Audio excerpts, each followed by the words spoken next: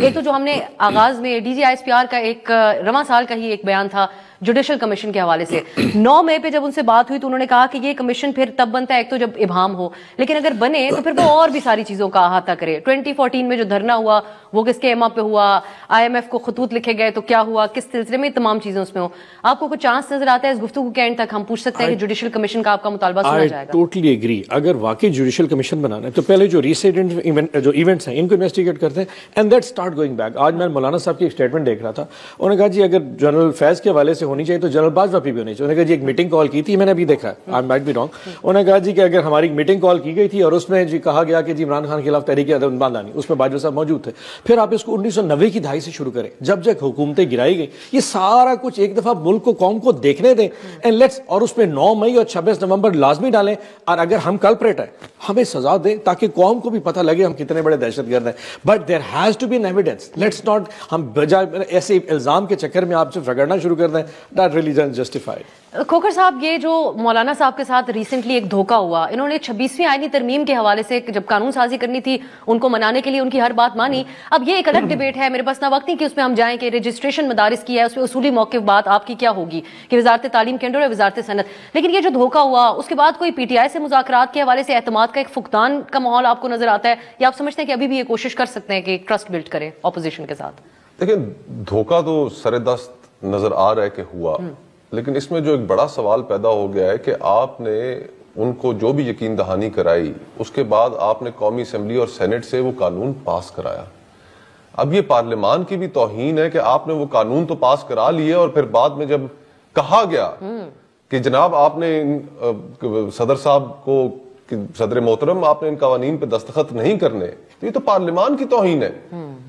آپ پہلے حکومت کے پاس کیا لا منسٹری کے اندر اتنی کمپٹنس نہیں تھی کہ وہ یہ اس وقت پوائنٹ آؤٹ کر سکتی کہ جناب یہ صوبائی معاملہ ہے, ایجوکیشن کے اوپر ہم نہیں اس طرح وفاق لیجسلیٹ کر سکتا, یا کہ یہ اور جو لیگل نکات تھے اس وقت کیوں نہیں سامنے لے کر آئے؟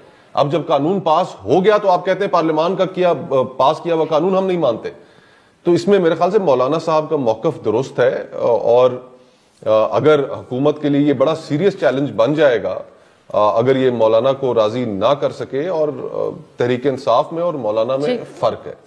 مولانا جب آئیں گے تو پھر شاید ان کے لیے نمٹنا مشکل ہو جائے, تو بہتر ہے کہ حالات کو پہلے ہی ذرا سنبھال لیں, ان کی بات مان لیں, ورنہ پھر مولانا آ رہا. خبردار کر دیا آپ کو کھوکھر صاحب نے, آپ لوگوں کا احساس ہے. اب یہ دھوکہ تو آپ نے کر دیا, اس کو کیسے اس کو ہم نے بالکل بھی نہیں کیا افسر صاحبہ.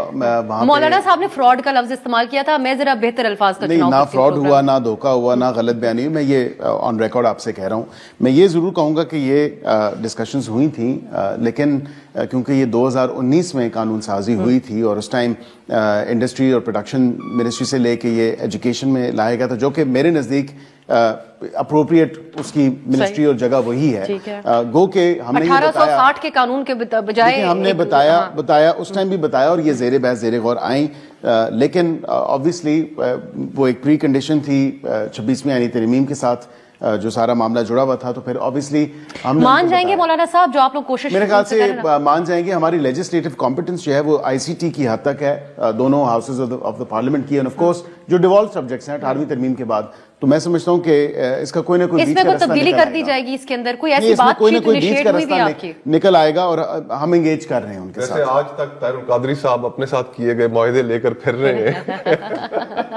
ووٹ لینے تھے لے لیے, اب مولانا نہیں ہم انگیج کر رہے ہیں مولانا صاحب. لیکن یہ ہمیں دیکھنا ہوگا, آپ نے انہوں نے آپ کو باور کرایا ہے تو آپ اس پہ غور کریں گے. آپ ایک اور چیز بھی ہے بیرسٹر صاحب, آج خبروں کی زینت ہے, کیبنٹ کے اندر توسیع کی جانے کے حوالے سے 10 نام کہا جا رہا ہے ایڈ ہوں گے, اور اس میں ہم نے تو آپ کا نام بھی سنا ہے, تو آپ یہ کنفرم کر سکتے ہیں؟ دیکھیں میں اس کو I can neither confirm or deny. However, میں یہ ضرور کہوں گا کہ آج سے تقریباً 3-4 ہفتے پہلے وزیر اعظم پاکستان محمد شہباز شریف صاحب نے یہ بات ضرور کی تھی پارلیمانی پارٹی کی میٹنگ میں. انہوں نے کہا تھا کہ میں یہ ریویو کروں گا تمام تر چیز کا, اور یہ جو ہے پرفارمنس بیسڈ ہوگا تمام تر معاملہ, اور میں نئے لوگوں کو, نئے چہروں کو بھی موقع دوں گا.